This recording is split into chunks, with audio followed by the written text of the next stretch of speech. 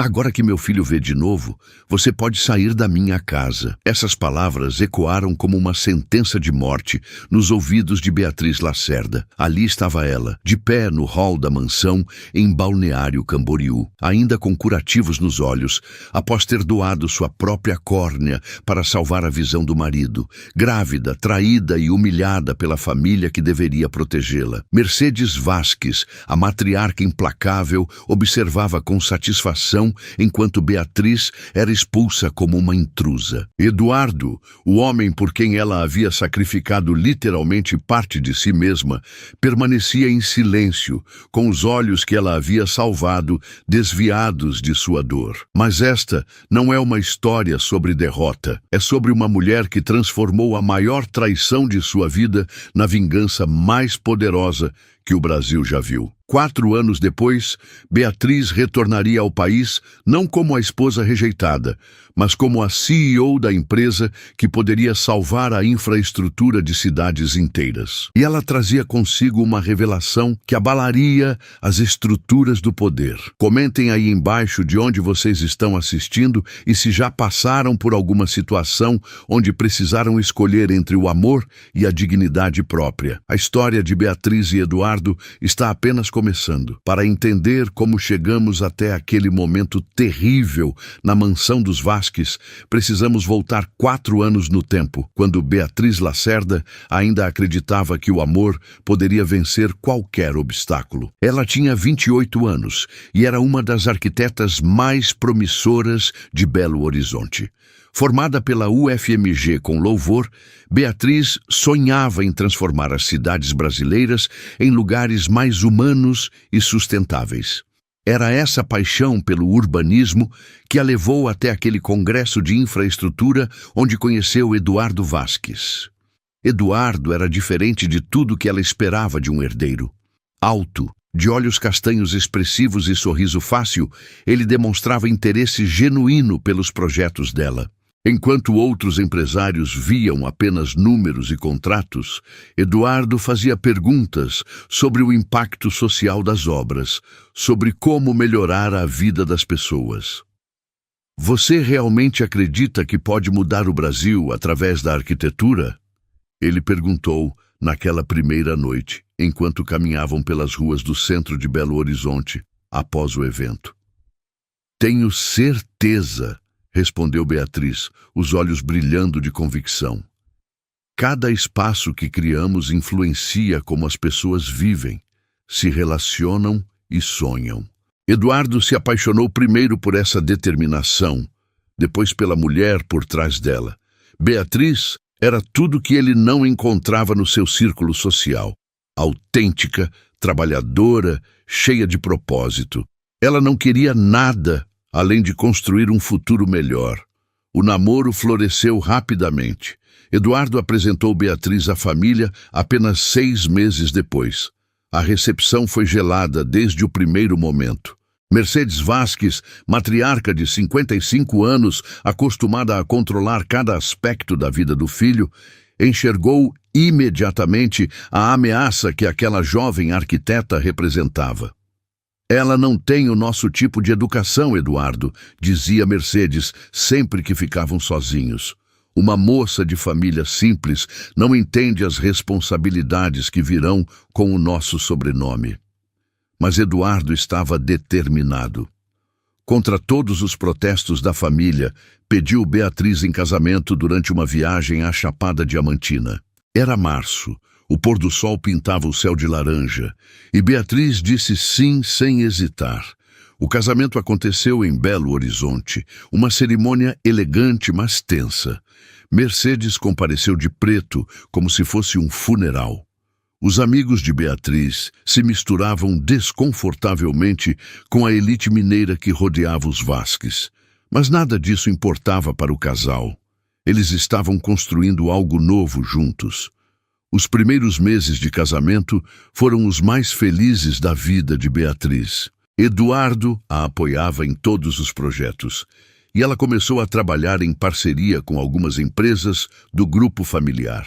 Parecia que finalmente tinha encontrado seu lugar no mundo. Foi então que Verônica Almeida reapareceu. Verônica havia sido noiva de Eduardo anos antes, um relacionamento arranjado pelas famílias que terminou quando ele decidiu que queria mais da vida do que conveniência social. Advogada formada pela PUC-Rio, ela nunca havia superado completamente o rompimento, especialmente porque sabia que representava tudo que as famílias tradicionais valorizavam. Quando soube do casamento, Verônica começou a se reaproximar como amiga da família. Era sutil, elegante, sempre presente nos eventos sociais. Mercedes a recebeu de braços abertos, vendo nela a nora que sempre quis ter. "É tão bom ter você de volta ao nosso convívio", dizia Mercedes para Verônica, sempre na presença de Beatriz. "Você entende as nossas tradições."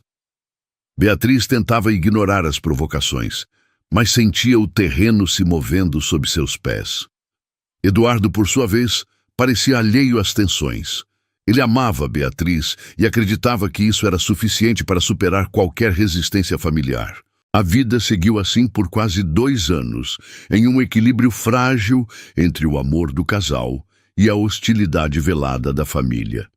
Beatriz se dedicava cada vez mais ao trabalho, buscando provar seu valor através dos resultados profissionais. Eduardo tocava os negócios da família com mais responsabilidade, inspirado pela ética de trabalho da esposa. Tudo mudou em uma tarde de quinta-feira de abril. Eduardo voltava de uma reunião em São Paulo quando seu carro derrapou na Fernão Dias. A batida foi violenta. Quando chegou ao hospital sírio-libanês, os médicos tinham um diagnóstico devastador. Fragmentos de vidro haviam perfurado seus olhos e havia risco real de cegueira permanente. "Precisamos de um transplante de córnea urgente", explicou o médico para a família, reunida na sala de espera. "Temos uma fila de espera, mas o estado dele é crítico. Cada hora que passa diminui as chances de sucesso." Foi nesse momento que Beatriz tomou a decisão que mudaria sua vida para sempre. Sem hesitar, ela se levantou e disse as palavras que ecoariam pelos próximos anos. "Doutor, eu quero doar minha córnea para meu marido." A cirurgia durou 8 horas. Beatriz foi a primeira a entrar na sala de operação para a retirada de sua córnea. O procedimento era delicado e ela sabia que sua visão ficaria comprometida por algumas semanas durante a recuperação. Mas nada disso importava. Eduardo precisava dela e ela daria qualquer coisa por ele. Quando acordou da anestesia, Beatriz mal conseguia abrir os olhos. O mundo estava embaçado, envolvido em uma névoa que tornava difícil distinguir rostos e formas. As enfermeiras a tranquilizaram, dizendo que era normal, que sua visão voltaria gradualmente nas próximas semanas. "Como está o Eduardo?" foi a primeira pergunta que fez, ainda tonta dos medicamentos. "A cirurgia foi um sucesso", respondeu o médico com um sorriso. "Sua córnea se adaptou perfeitamente. Em alguns dias ele estará enxergando normalmente." Beatriz chorou de alívio. Tinha valido a pena. Todo o medo, toda a dor, tudo tinha valido a pena para salvar a visão do homem que amava. Nos dias seguintes, enquanto se recuperava no hospital, Beatriz recebia visitas constantes da família Vasques. Mercedes aparecia diariamente, sempre acompanhada de Verônica, que havia se tornado uma presença constante desde o acidente. "Que gesto nobre o seu, Beatriz", dizia Verônica com um sorriso que não alcançava os olhos. Não é qualquer esposa que faria isso pelo marido.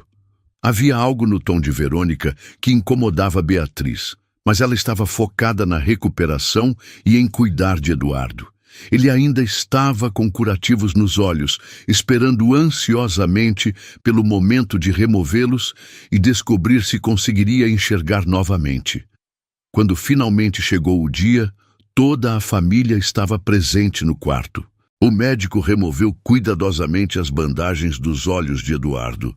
Houve um momento de silêncio tenso, então Eduardo piscou várias vezes e um sorriso se abriu em seu rosto. "Eu consigo ver", murmurou, com a voz embargada de emoção. Consigo ver perfeitamente. Todos comemoraram, mas Eduardo procurou primeiro pelos olhos de Beatriz. Mesmo com a visão ainda embaçada, ela conseguiu ver o amor e a gratidão no olhar dele. Naquele momento, sentiu que tinha tomado a decisão certa. Obrigado, ele sussurrou apenas para ela. Você me deu minha vida de volta. Beatriz voltou para a casa dos Vasques para continuar a recuperação. Eduardo insistiu que ela ficasse na mansão até estar completamente curada. Era um período delicado para ambos, ele reaprendendo a usar a visão totalmente restaurada, ela esperando que a sua própria vista voltasse ao normal. Foi durante essas semanas que as coisas começaram a mudar. Beatriz notou que Eduardo estava mais distante, mais pensativo. Ele passava horas no escritório falando ao telefone com advogados e contadores. Quando ela perguntava sobre o que estava acontecendo, ele desconversava. São só questões dos negócios, amor. Nada que você precise se preocupar. Mas Beatriz sentia que havia algo mais. Eduardo evitava o olhar dela, mesmo agora que podia ver perfeitamente. As conversas ficaram superficiais, mecânicas. Ele saía cedo e voltava tarde, sempre com desculpas sobre reuniões urgentes. Mercedes, por outro lado, havia se tornado estranhamente solícita. Trazia chás para Beatriz, perguntava sobre sua recuperação, até mesmo elogiava sua coragem. Essa mudança de comportamento deveria ter sido um alívio, mas algo no fundo da mente de Beatriz gritava que alguma coisa estava errada. Verônica também estava sempre por perto, oferecendo ajuda com uma gentileza excessiva que soava falsa. Ela trazia documentos para Eduardo assinar, organizava reuniões na mansão e, gradualmente, se tornava indispensável para a família. A Verônica tem sido um anjo, comentava Mercedes durante o jantar. Não sei o que faríamos sem ela nestes tempos difíceis. Foi numa tarde de terça-feira que Beatriz descobriu estar grávida. A notícia deveria ter sido a maior alegria de sua vida. Ela mal conseguia conter a ansiedade para contar a Eduardo. Quando ele chegou em casa naquela noite, ela o esperava na sala com o exame nas mãos. Eduardo, eu preciso te contar uma coisa, disse, os olhos brilhando de felicidade, apesar da visão ainda não estar totalmente recuperada. Ele se sentou ao lado dela no sofá, mas havia uma tensão em seus movimentos que ela não conseguia compreender. Estou grávida, anunciou, estendendo o exame para ele. Vamos ter um filho. A reação de Eduardo não foi o que ela esperava. Em vez de alegria, viu surpresa, depois algo que parecia quase medo. Tem certeza? Perguntou, pegando o papel com mãos trêmulas. Absoluta. O médico confirmou hoje de manhã. Eduardo ficou em silêncio por um longo momento, olhando fixamente para o exame. Quando finalmente levantou os olhos, Beatriz viu algo que nunca tinha visto antes. Dúvida. Precisamos conversar, disse ele, com uma voz que ela não reconhecia. Mas não agora. Estou muito cansado. Naquela noite, Eduardo dormiu no quarto de hóspedes. Disse que não queria incomodar o sono dela, que ela precisava descansar por causa da gravidez. Mas Beatriz passou a noite acordada, sentindo que seu mundo estava começando a desmoronar sem que ela entendesse por quê. Nos dias seguintes, Eduardo se tornou ainda mais distante. Ele mal falava com ela durante as refeições, passava a maior parte do tempo trancado no escritório e, quando saía, sempre levava Verônica junto para as reuniões. Beatriz tentou várias vezes iniciar uma conversa sobre a gravidez, sobre o futuro deles, mas Eduardo sempre mudava de assunto ou inventava uma desculpa para sair. Era como se estivesse evitando deliberadamente qualquer intimidade com ela. Foi Mercedes quem finalmente quebrou o silêncio. Numa manhã de quinta-feira, ela apareceu no quarto de Beatriz com uma bandeja de café e uma expressão séria no rosto. Querida, precisamos conversar, disse, fechando a porta atrás de si. É sobre Eduardo e sobre algumas descobertas que fizemos recentemente. O coração de Beatriz disparou. Sua visão ainda estava embaçada, mas conseguiu ver que Mercedes carregava uma pasta com documentos. Que tipo de descobertas? Perguntou, tentando manter a voz firme. Mercedes se sentou na beira da cama e abriu a pasta lentamente, como quem revela cartas numa partida decisiva de pôquer. Descobrimos algumas coisas sobre você, Beatriz. Coisas que explicam muito sobre seus gestos generosos.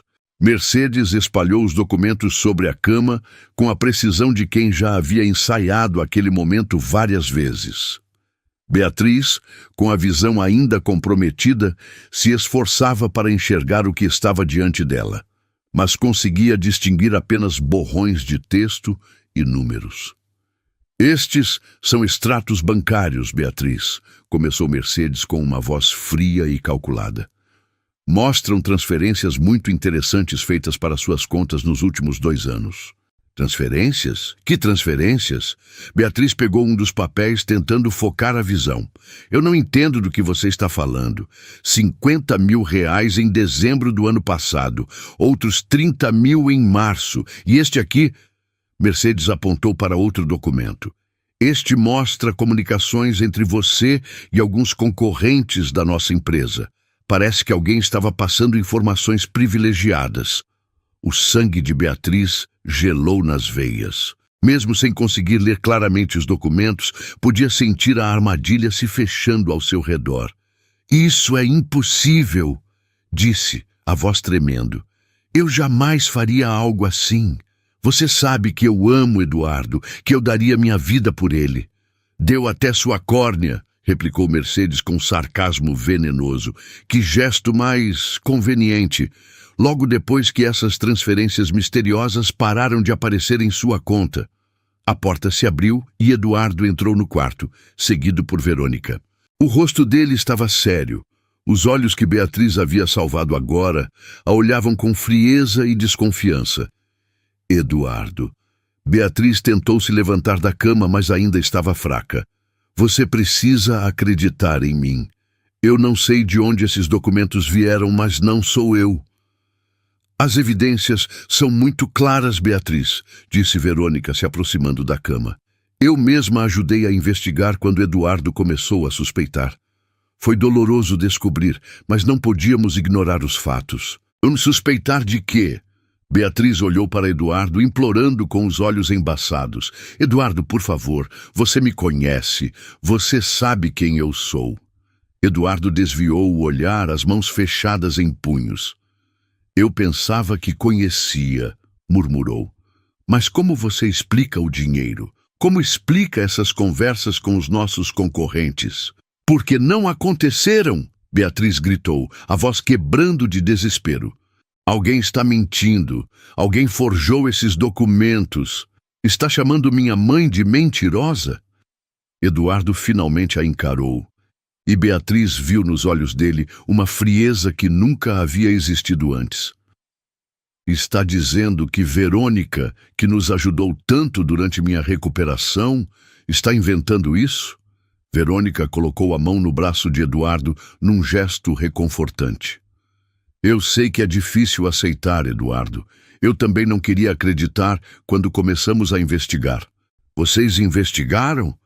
Beatriz se sentia como se estivesse caindo num abismo sem fim. Investigaram sem me contar? Sem me dar chance de me defender? Defendemos você até onde pudemos, disse Mercedes, recolhendo os documentos. Mas as evidências são inegáveis.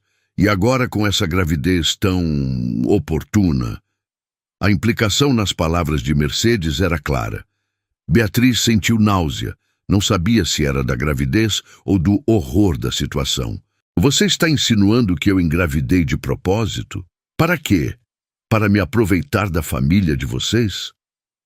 As lágrimas desciam pelo rosto de Beatriz, mas ela tentava manter a dignidade. Eduardo, você estava lá quando fizemos o exame pré-nupcial. Você sabe que eu nunca tive dinheiro, nunca tive nada além do meu trabalho. O trabalho que você usou para nos espionar, acusou Mercedes. Chega! Eduardo explodiu, passando as mãos pelos cabelos. Chega! Eu não aguento mais isso.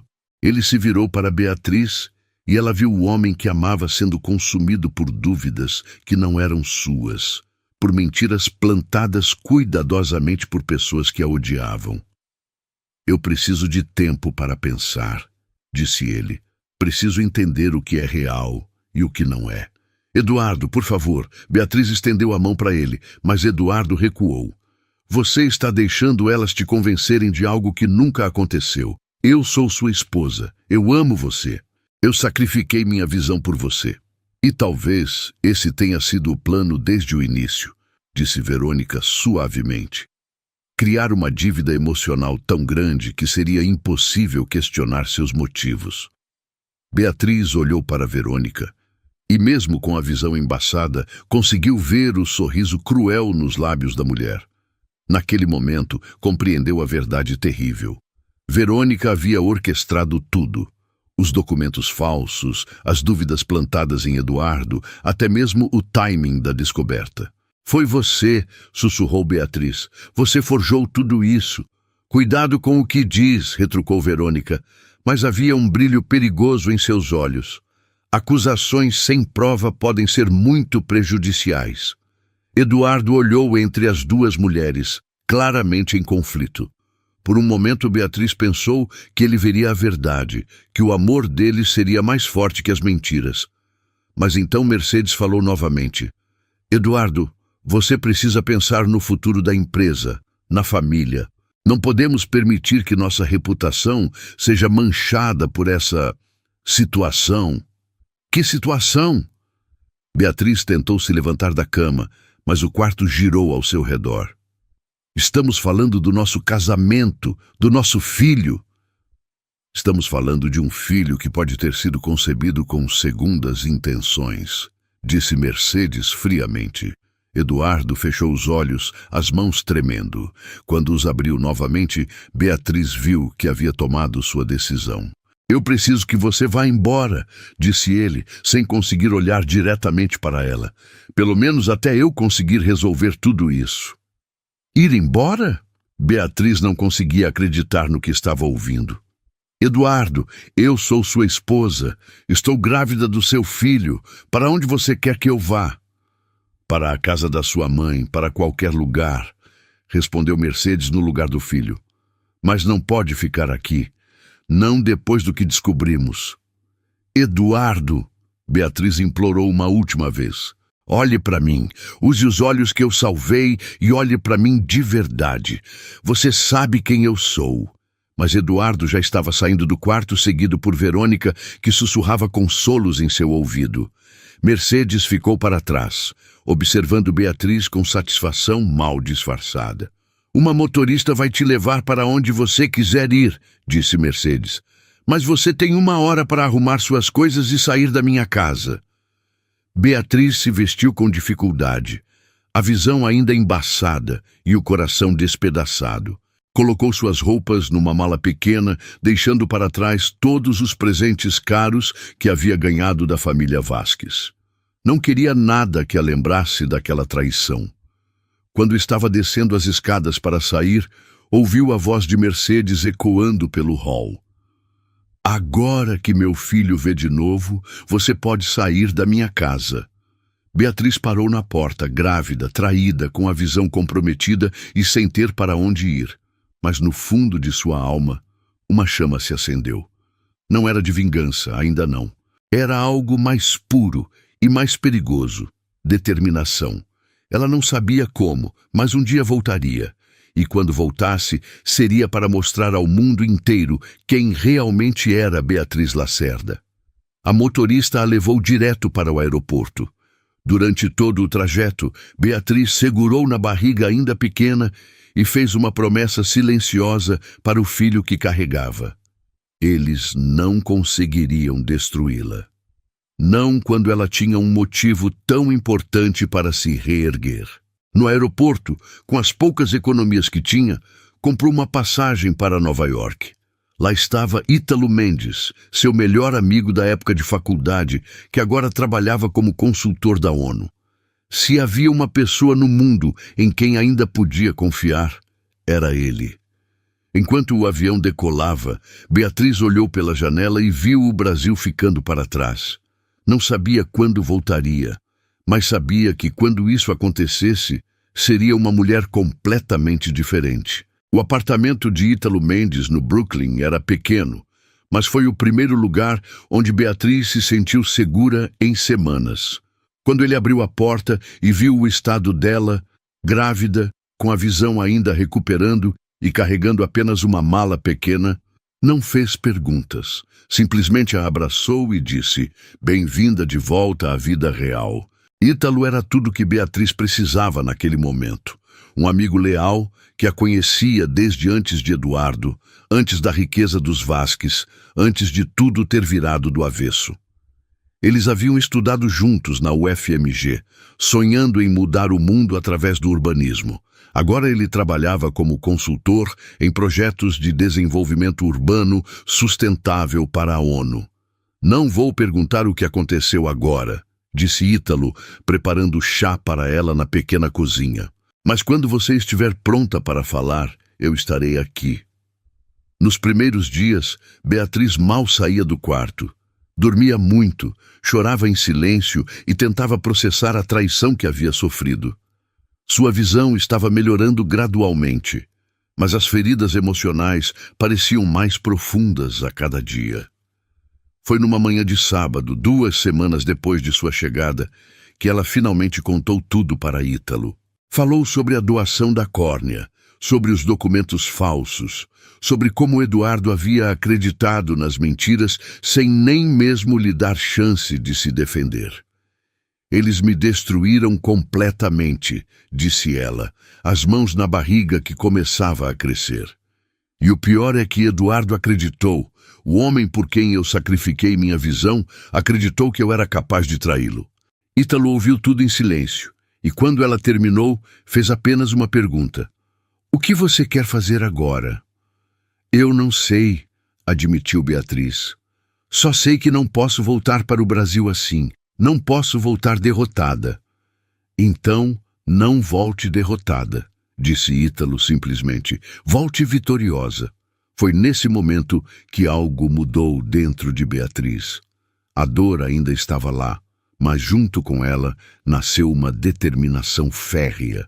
Se eles achavam que ela era ambiciosa e interesseira, ela mostraria do que uma mulher realmente ambiciosa era capaz.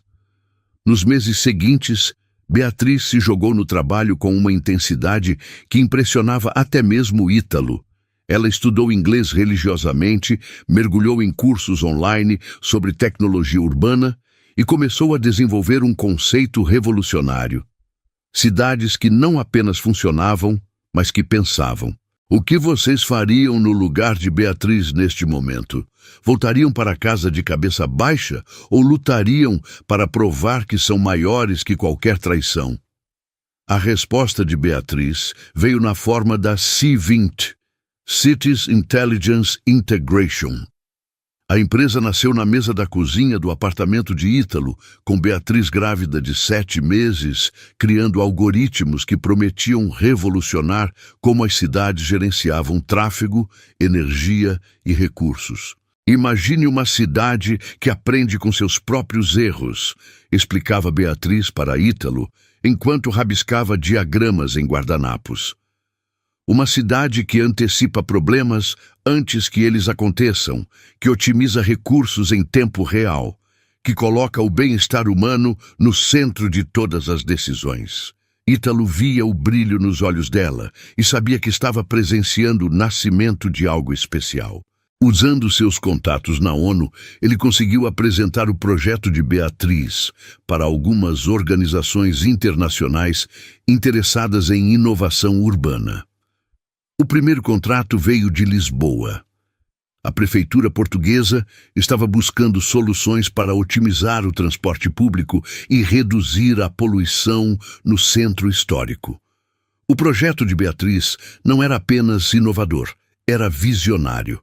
Em 6 meses, o sistema da C20 havia reduzido o tráfego em 30% e as emissões em 25%. Foi também em Lisboa que nasceu Sofia, a filha de Beatriz.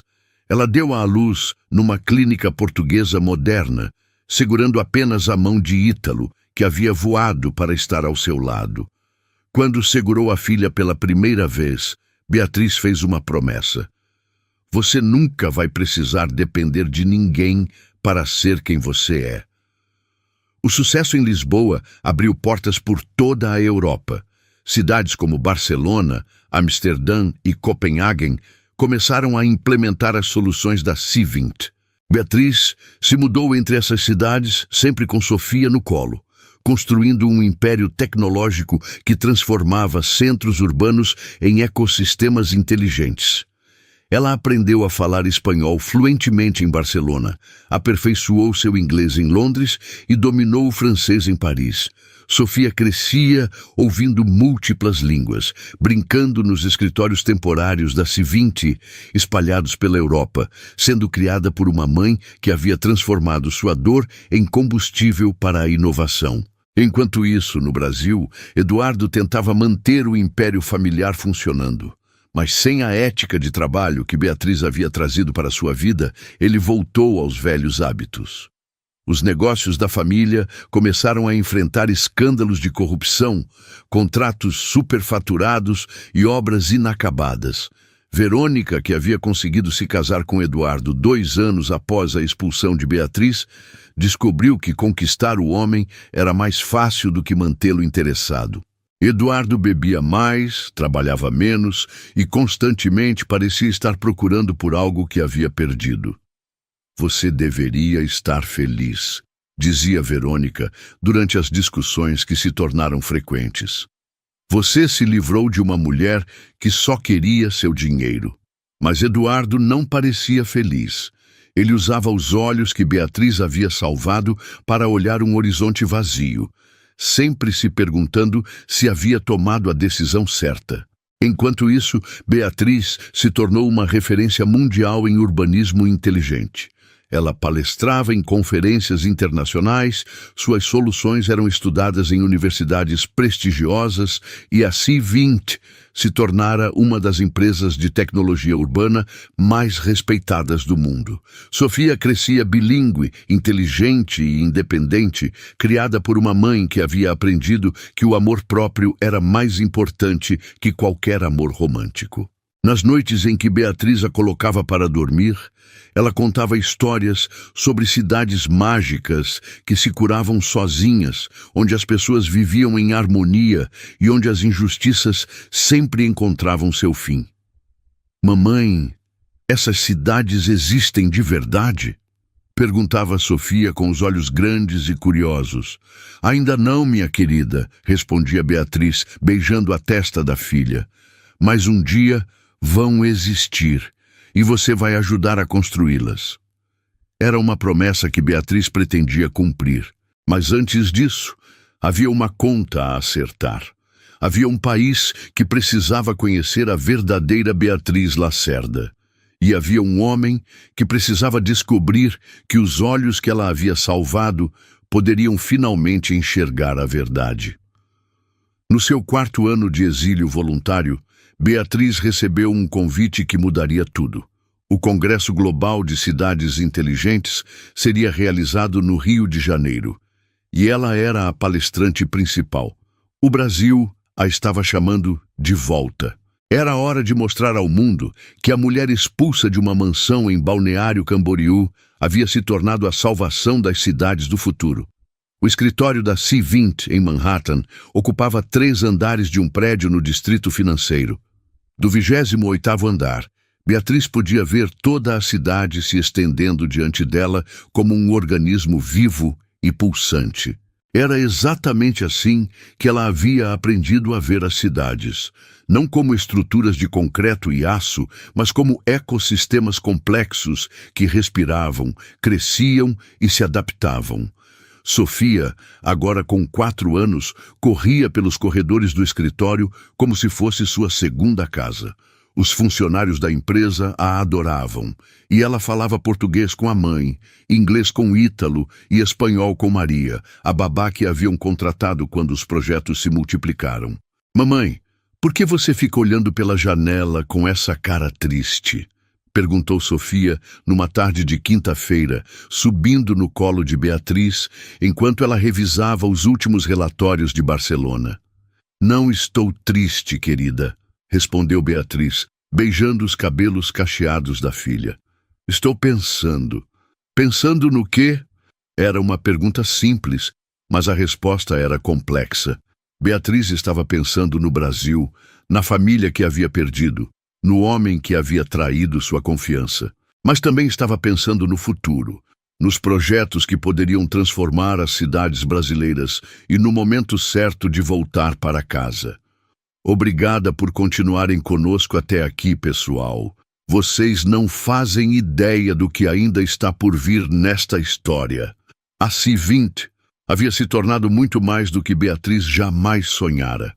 O que começou como um projeto de mestrado expandido agora era uma empresa avaliada em bilhões de dólares. Suas soluções de inteligência artificial urbana estavam implementadas em mais de 50 cidades ao redor do mundo.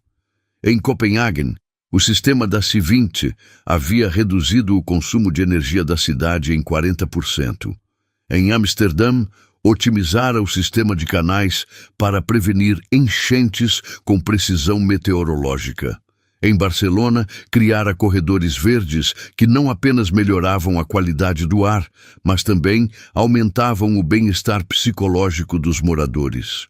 Cada projeto era uma prova de que Beatriz havia encontrado sua verdadeira vocação. Ela não era apenas uma arquiteta talentosa ou uma empresária de sucesso.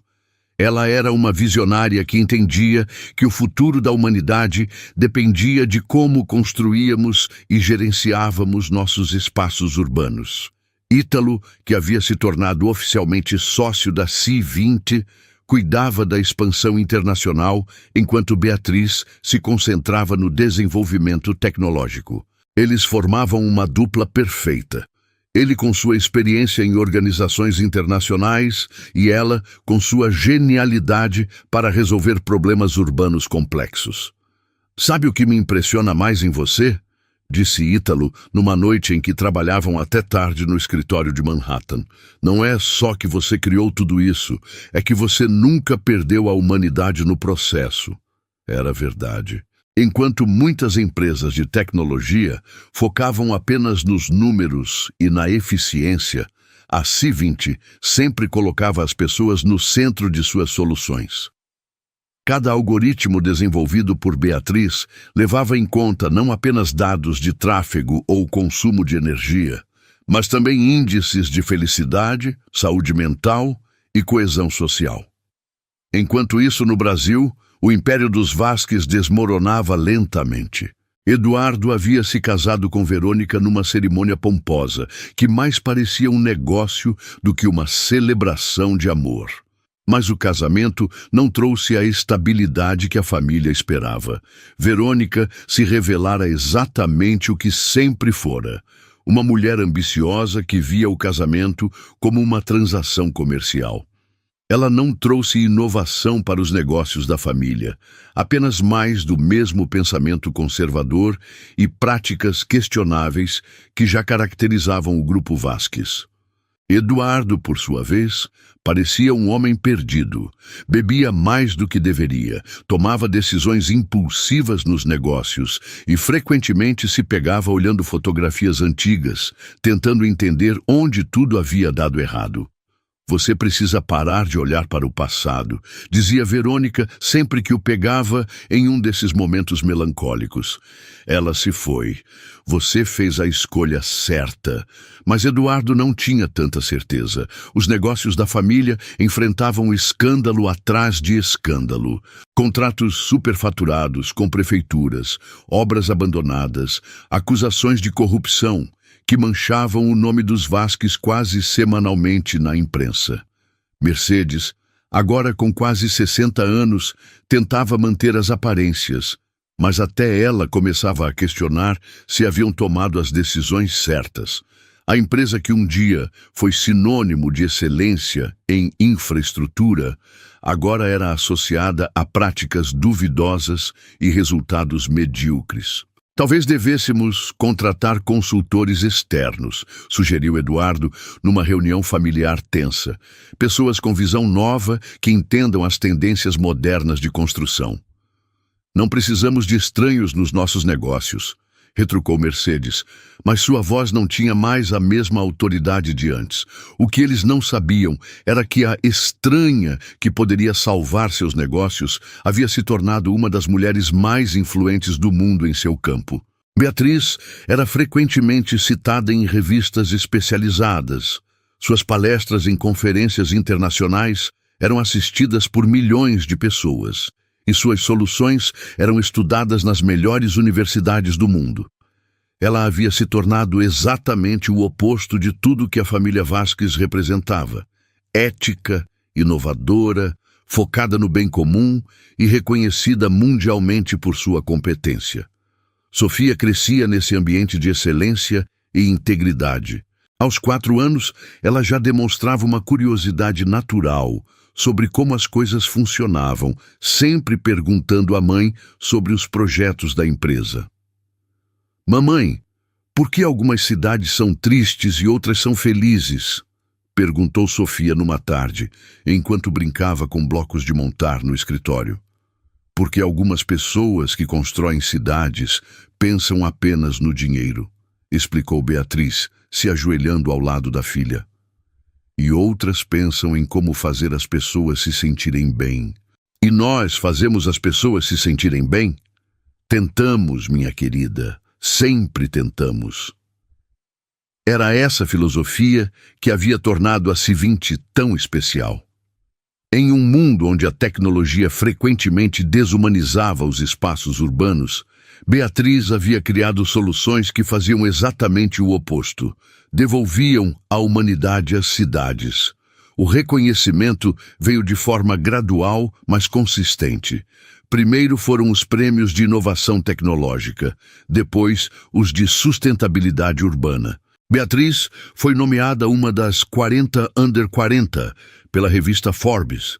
Apareceu na capa da MIT Technology Review e foi convidada para dar uma palestra TED que se tornaria uma das mais assistidas da plataforma. Mas o convite que realmente importava chegou numa manhã de setembro. Era para o Congresso Global de Cidades Inteligentes que seria realizado no Rio de Janeiro.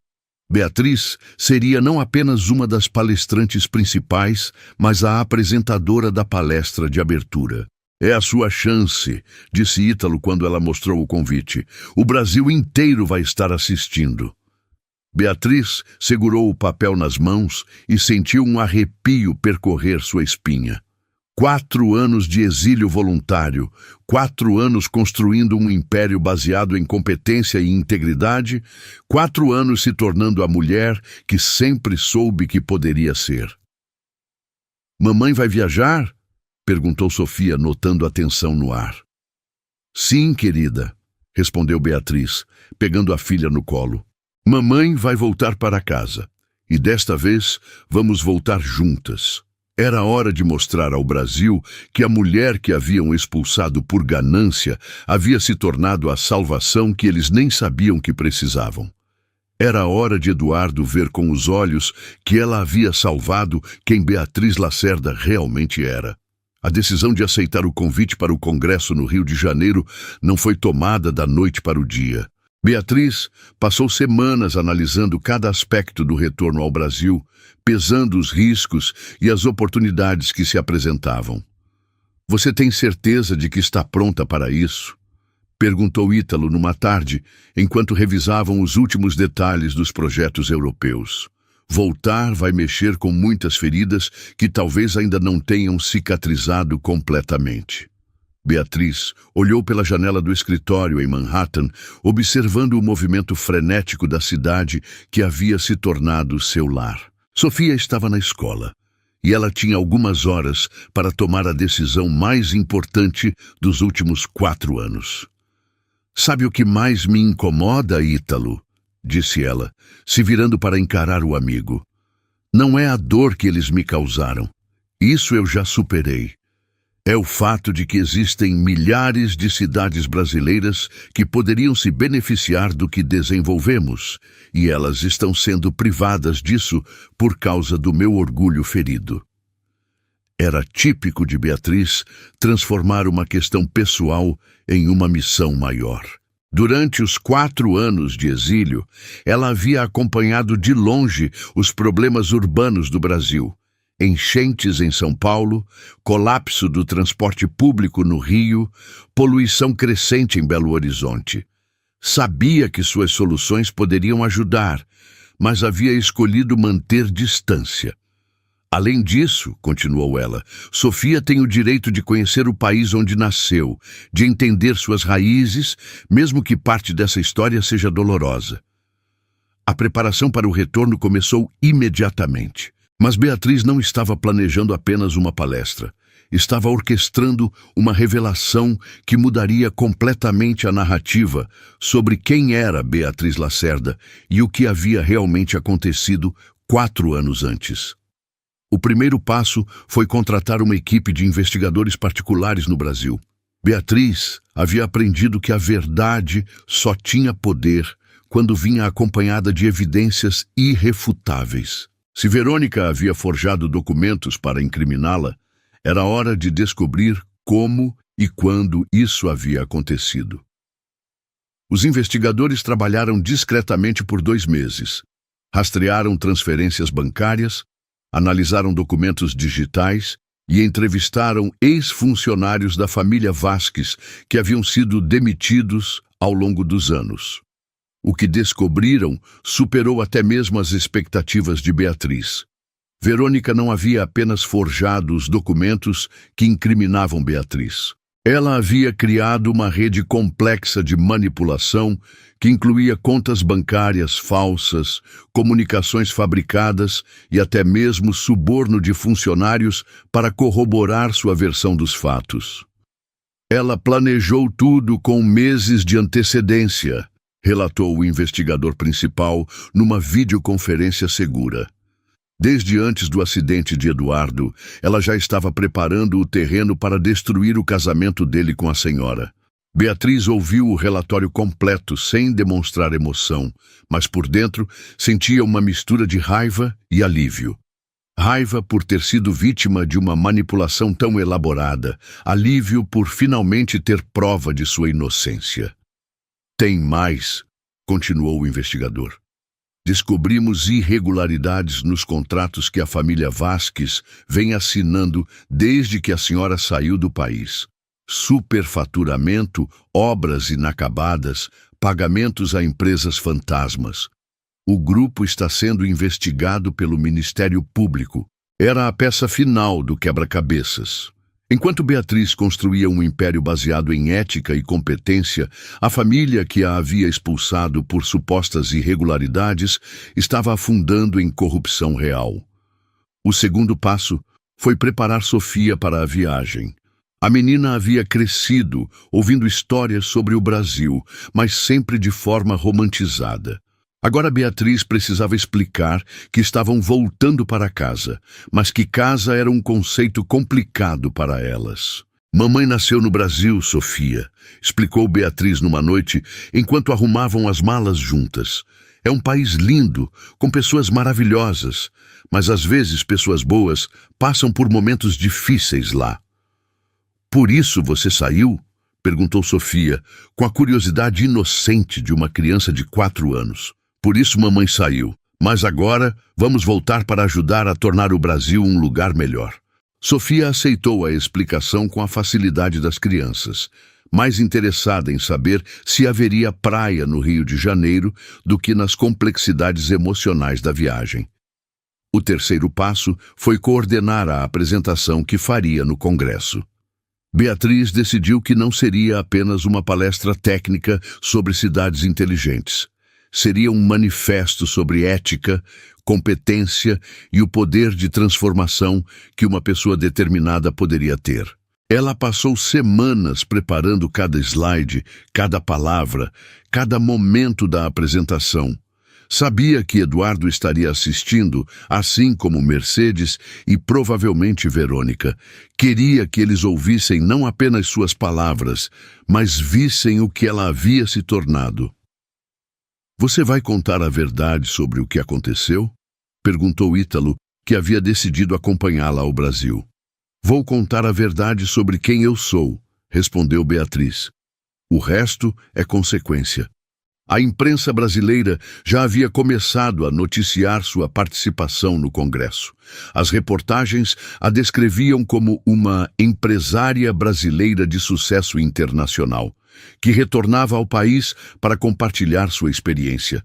Nenhuma delas mencionava sua conexão com a família Vasques.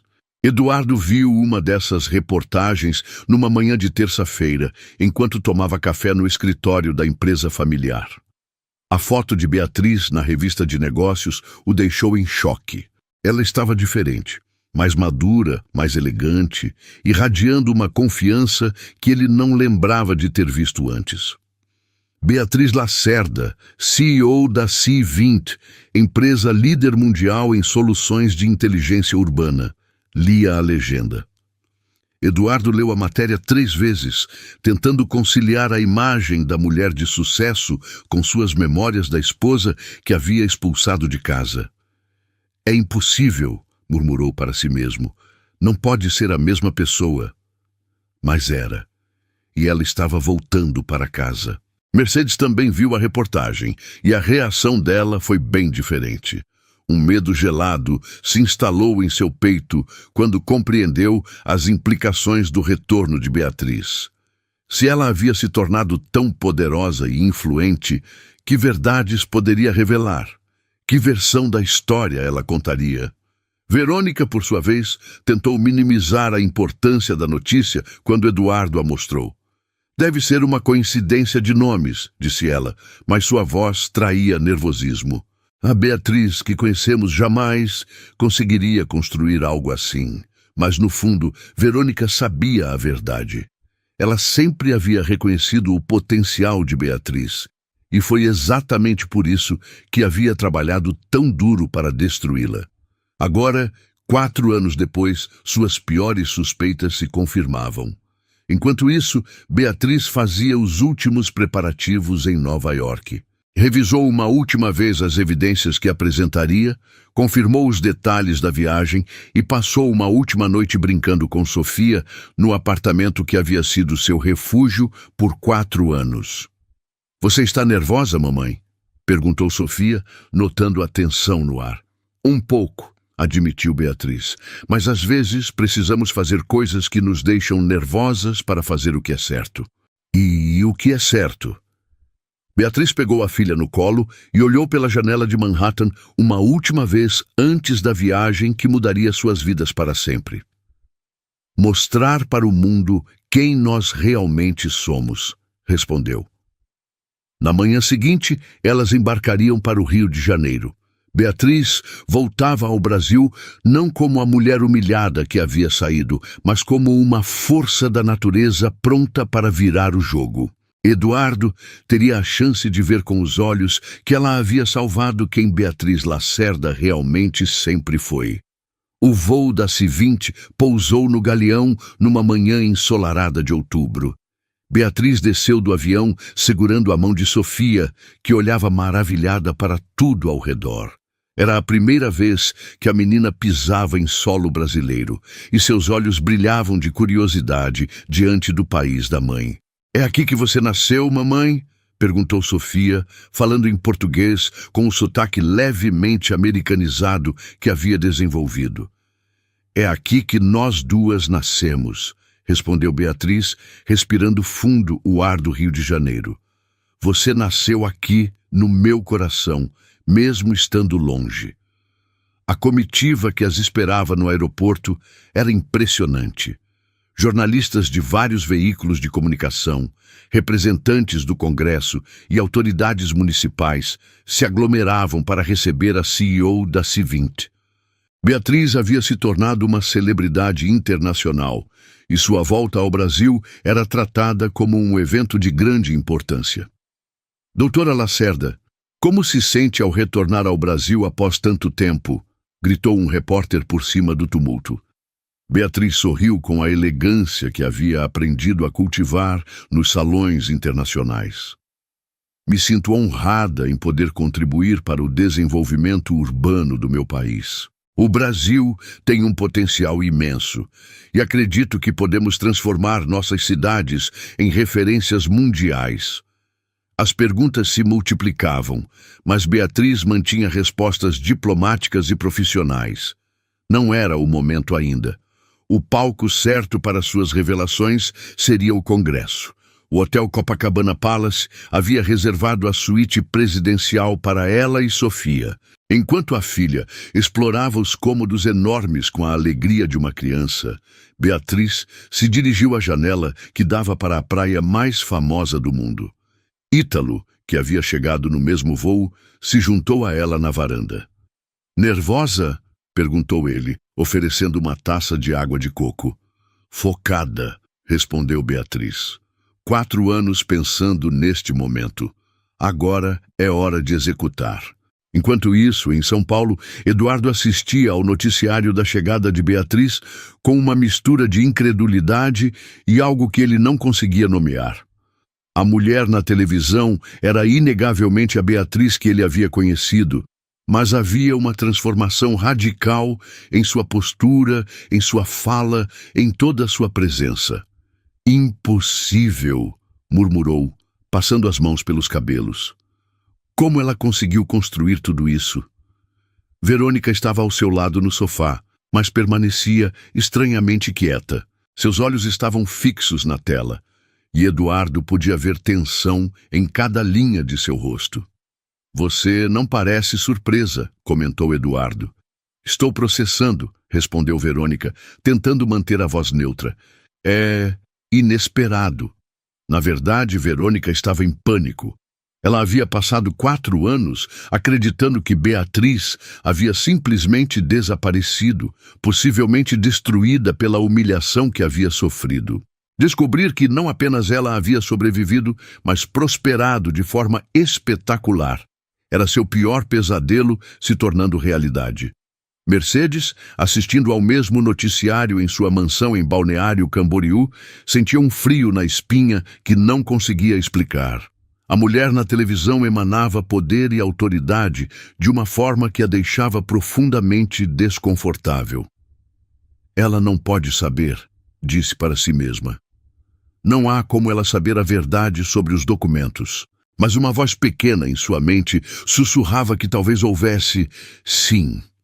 No Rio de Janeiro, Beatriz passava a tarde revisando sua apresentação uma última vez.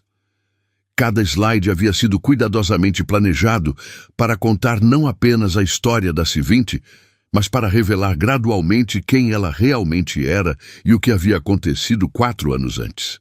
Sofia brincava no quarto ao lado com uma babá que o hotel havia disponibilizado, falando português com a desenvoltura das crianças que absorvem línguas naturalmente. "Mamãe vai trabalhar amanhã?" perguntou Sofia durante o jantar. "Sim, querida. Mamãe vai contar uma história muito importante para muitas pessoas." "Uma história como as que você conta para mim?" Beatriz sorriu, acariciando os cabelos cacheados da filha. "Parecida. Mas esta é uma história verdadeira sobre como as pessoas podem ser mais fortes do que imaginam." Na manhã seguinte, o centro de convenções do Rio estava lotado. Mais de 2.000 pessoas entre prefeitos, arquitetos, urbanistas, empresários e jornalistas se reuniam para o congresso que prometia ser um marco na discussão sobre cidades inteligentes no Brasil.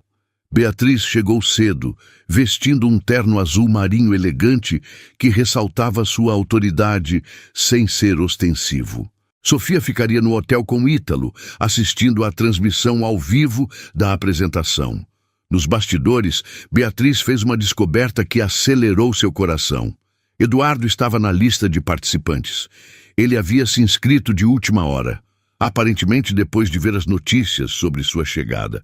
"Ele vai estar assistindo", murmurou para si mesma, sentindo uma mistura de nervosismo e satisfação. perfeito. Eduardo, por sua vez, havia chegado ao centro de convenções 2 horas antes do início da programação. Ele não conseguira dormir na noite anterior, atormentado por memórias e questões que não sabia como responder. Verônica havia tentado dissuadi-lo de ir ao congresso, alegando que seria constrangedor. Mas Eduardo precisava ver com seus próprios olhos. Precisava entender como a mulher que ele havia expulsado de casa havia se tornado essa força internacional. Às 9 da manhã, o auditório principal estava completamente lotado. As câmeras de televisão estavam posicionadas estrategicamente e a transmissão ao vivo já havia começado. Era o momento que Beatriz havia esperado por 4 anos. Quando seu nome foi anunciado, ela subiu ao palco com a confiança de quem havia conquistado seu lugar através de competência e determinação puras. O aplauso foi caloroso e respeitoso, mas ela sabia que em poucos minutos se tornaria algo muito diferente. Eduardo estava na 5ª fila, e quando Beatriz o viu, seus olhares se cruzaram por um momento. Ele parecia mais velho, com linhas de cansaço ao redor dos olhos que ela havia salvado. Mas eram os mesmos olhos, e por um segundo ela sentiu um eco da dor que havia carregado por tanto tempo. Então lembrou de Sofia, de tudo que havia construído, de todas as cidades que havia transformado, e a dor se transformou em determinação. "Bom dia", começou Beatriz, sua voz ecoando claramente pelo auditório. "Meu nome é Beatriz Lacerda, e hoje vou contar a vocês uma história sobre cidades inteligentes. Mas antes disso, vou contar uma história sobre uma mulher que sacrificou tudo por amor e descobriu que às vezes perder tudo é o primeiro passo para encontrar quem você realmente é." O auditório ficou em silêncio absoluto. Eduardo sentiu o sangue gelar nas veias. Esta não seria apenas uma palestra técnica, seria uma revelação que mudaria tudo. "Há 4 anos", continuou Beatriz, sua voz firme ecoando pelo auditório lotado, "eu era uma arquiteta apaixonada por transformar cidades. Trabalhava em Belo Horizonte, sonhando em tornar os espaços urbanos brasileiros mais humanos e sustentáveis. Foi quando conheci um homem que parecia compartilhar dessa visão." Eduardo sentiu cada palavra como um golpe físico. Suas mãos tremiam enquanto ele tentava processar que Beatriz estava realmente contando a história deles diante de milhares de pessoas e câmeras de televisão.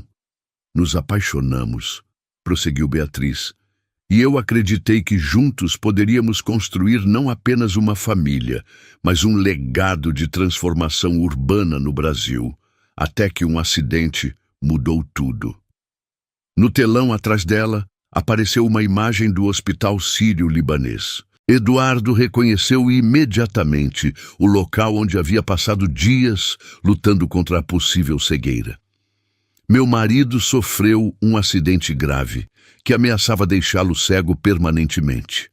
Os médicos disseram que ele precisava de um transplante de córnea urgente e a fila de espera era longa demais. Então tomei uma decisão que mudaria minha vida para sempre." Beatriz fez uma pausa dramática, seus olhos percorrendo o auditório antes de se fixarem diretamente em Eduardo. "Eu doei minha córnea para salvar a visão do homem que amava."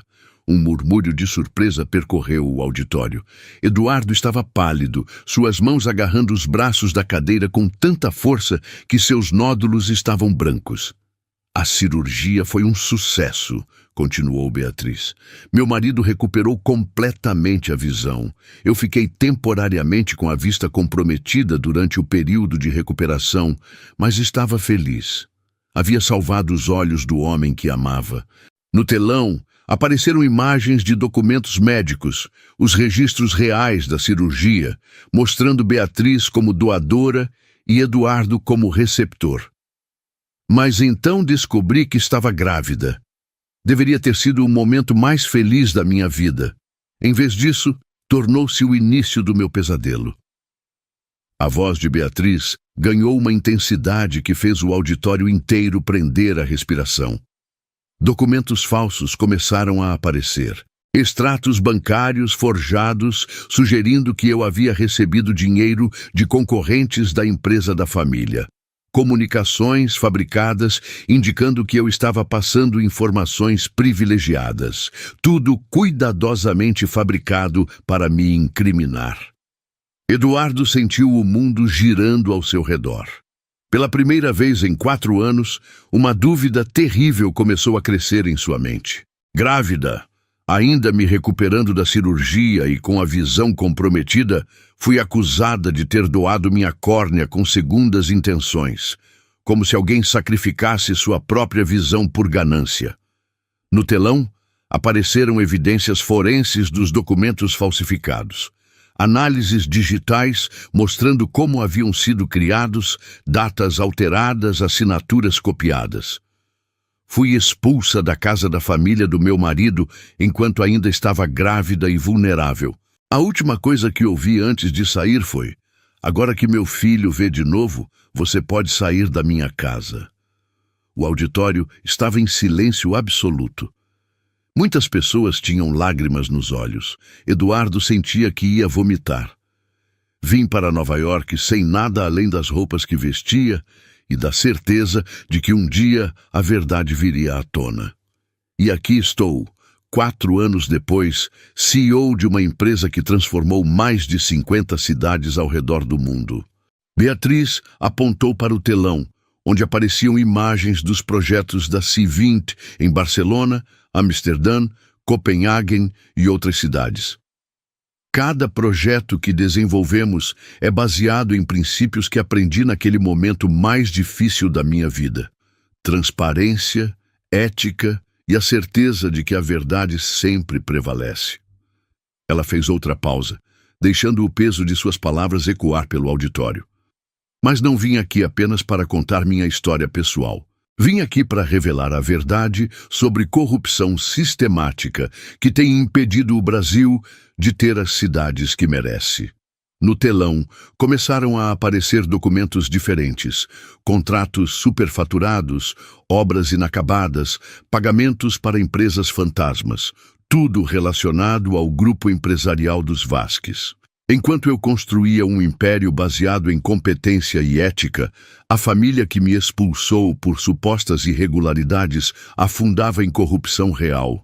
Contratos bilionários com prefeituras, dinheiro público desviado, obras que nunca foram concluídas. Eduardo reconheceu os documentos. Eram contratos que ele havia assinado, projetos que havia aprovado. A verdade devastadora estava sendo exposta diante de todo o país. E agora quero apresentar a vocês a pessoa responsável por fabricar as evidências que destruíram meu casamento e quase destruíram minha vida. No telão apareceu uma foto de Verônica Almeida, seguida de documentos bancários, mostrando pagamentos para falsificadores, registros de comunicações, revelando como ela havia orquestrado toda a operação. Verônica Almeida, advogada formada pela PUC-Rio, ex-noiva do meu marido, criou uma operação elaborada de falsificação de documentos. Ela não apenas forjou evidências contra mim, mas também facilitou os esquemas de corrupção que têm sangrado recursos públicos por anos. Eduardo virou-se instintivamente para procurar Verônica, mas ela não estava no auditório. Naquele momento, em São Paulo, Verônica assistia à transmissão ao vivo com horror crescente, sabendo que sua vida havia acabado de desmoronar publicamente. O Brasil merece cidades inteligentes, éticas e transparentes, continuou Beatriz. Merece líderes que pensem no bem comum, não em ganho pessoal.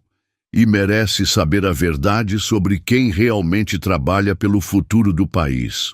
Ela olhou diretamente para Eduardo mais uma vez. Aos olhos que eu salvei e que me julgaram sem ver a verdade, deixo esta pergunta. Valeu a pena trocar o amor verdadeiro pela conveniência da mentira? O auditório explodiu em aplausos. Jornalistas corriam para os telefones. Eduardo estava em estado de choque completo, finalmente compreendendo a magnitude do que havia perdido e da injustiça que havia cometido. Agora, disse Beatriz, retomando o tom profissional, vamos falar sobre como a C20 pode transformar as cidades brasileiras e devolver ao nosso país o lugar de liderança que merece no cenário mundial. Enquanto ela continuava sua apresentação técnica, Eduardo saiu cambaleando do auditório. Nos corredores, foi cercado por jornalistas que gritavam perguntas sobre as revelações. Senhor Vasques, é verdade que sua ex-esposa doou a córnea para o senhor? Como o senhor responde às acusações de corrupção? Vai processar Verônica Almeida por falsificação? Eduardo não conseguia responder. Sua mente estava processando 4 anos de culpa, arrependimento e a terrível compreensão de que havia destruído a melhor coisa que já havia acontecido em sua vida. Naquele momento, em São Paulo, Mercedes desligava a televisão com mãos trêmulas. Em outra parte da cidade, Verônica fazia malas desesperadamente, sabendo que em poucas horas a polícia estaria à sua porta. No Hotel Copacabana Palace, Sofia assistia à mãe na televisão com os olhos brilhando de orgulho. Mamãe é muito corajosa, disse para Ítalo. Sim, respondeu ele sorrindo. Sua mãe é a mulher mais corajosa que eu conheço. A verdade havia finalmente vindo à tona. E o Brasil inteiro havia testemunhado o momento em que Beatriz Lacerda não apenas limpou seu nome, mas se revelou como a líder visionária que o país precisava. 3 meses depois da apresentação que abalou o Brasil, Beatriz estava de pé na varanda de seu novo escritório em Florianópolis, observando o movimento da ponte Hercílio Luz ao entardecer. A cidade havia se tornado o primeiro projeto da C20 em solo brasileiro, um símbolo de recomeço e renovação. Sofia corria pelo escritório, já completamente adaptada à vida no Brasil e falando português sem traço de sotaque estrangeiro. Ela havia se apaixonado pelo país da mãe com a intensidade das crianças que descobrem novos mundos. Mamãe, o tio Ítalo disse que vamos ter uma escola inteligente aqui, disse Sofia, se juntando à mãe na varanda. Várias escolas inteligentes, corrigiu Beatriz, acariciando os cabelos da filha. E hospitais inteligentes, praças inteligentes, uma cidade inteira que vai cuidar das pessoas que vivem nela. As consequências da revelação no Congresso haviam sido imediatas e devastadoras para alguns, libertadoras para outros. Verônica foi presa 48 horas após a apresentação, acusada de falsificação de documentos, estelionato e participação em esquema de corrupção. A investigação revelou que seu envolvimento nos negócios ilícitos dos Vasques era muito mais profundo do que até mesmo Beatriz imaginara. Mercedes, agora com quase 65 anos, viu seu mundo de privilégios desmoronar publicamente. O império empresarial da família foi investigado pelo Ministério Público, que encontrou irregularidades em dezenas de contratos públicos. A matriarca que um dia expulsou Beatriz de casa agora vivia reclusa, evitando aparições públicas e lidando com a vergonha de ter sido exposta como cúmplice de corrupção. Eduardo foi o que mais sofreu com as revelações. Tecnicamente inocente dos crimes de Verônica, ele carregava o peso moral de ter destruído seu casamento baseado em mentiras. Nos meses seguintes ao Congresso, ele tentou várias vezes entrar em contato com Beatriz, mas ela mantinha uma distância respeitosa, porém firme. Foi numa tarde de dezembro que ele finalmente conseguiu um encontro. Beatriz aceitou vê-lo no escritório da C20 em Florianópolis, num gesto que demonstrava sua grandeza de caráter. Eduardo entrou no escritório visivelmente mais velho, os cabelos grisalhos e linhas profundas marcando seu rosto. Os olhos que Beatriz havia salvado agora carregavam o peso de anos de arrependimento. Beatriz, ele começou, a voz embargada, Eu não sei nem por onde começar a pedir perdão. E cá ela o recebeu com a dignidade serena que havia desenvolvido ao longo dos anos. Não havia mais raiva em seu coração, apenas uma compreensão madura de como as pessoas podiam ser manipuladas quando escolhiam a conveniência em vez da verdade. Eduardo, você não precisa se desculpar comigo, disse ela, indicando uma cadeira. Você precisa se desculpar com você mesmo. Foi sua própria vida que você destruiu quando escolheu acreditar em mentiras. Eu perdi tudo, admitiu ele. Os negócios, a reputação, a confiança das pessoas. Mas o que mais me dói é saber que perdi você. Perdi a chance de conhecer nossa filha. Sofia estava brincando numa sala adjacente, visível através de uma parede de vidro. Eduardo a observava com uma mistura de amor e dor, vendo nela traços seus e de Beatriz. Nossa filha se chama Sofia, disse Beatriz suavemente. E ela sabe quem é o pai dela, mas também sabe que família é construída com presença, não apenas com genética. Seria possível conhecê-la? Não estou pedindo para voltar à sua vida. Sei que isso seria impossível depois de tudo que aconteceu. Mas ela é minha filha também. Beatriz estudou o rosto do homem que um dia amara tanto que havia literalmente dado parte de si mesma por ele. Viu arrependimento genuíno, mas também viu um homem que havia aprendido suas lições tarde demais. Sofia pode conhecer você, decidiu Beatriz. Ela tem direito de saber de onde vem, mas será sob minhas condições, no meu tempo e sempre priorizando o bem-estar dela. Eduardo chorou. Anos de culpa e arrependimento finalmente encontraram uma válvula de escape na generosidade inesperada da mulher que havia tratado tão mal. Obrigado, conseguiu dizer entre as lágrimas. Eu sei que não mereço isso. Não é sobre merecer, respondeu Beatriz. É sobre fazer o que é certo. E é certo que uma criança conheça seu pai, mesmo que esse pai tenha cometido erros terríveis no passado. Nos meses que se seguiram, Eduardo passou a visitar Sofia regularmente. Eram encontros supervisionados, mas progressivamente calorosos. Sofia, com a sabedoria inocente das crianças, aceitou a presença do pai biológico sem questionar muito, apenas feliz por ter mais uma pessoa que a amava em sua vida. Eduardo, por sua vez, usava esses encontros como motivação para reconstruir sua vida. Ele vendeu o que restava dos negócios da família, pagou todas as dívidas relacionadas aos contratos irregulares e começou a trabalhar como consultor em projetos de habitação popular, uma forma de tentar devolver à sociedade parte do que havia sido tirado dela. A C20, enquanto isso, florescia no Brasil.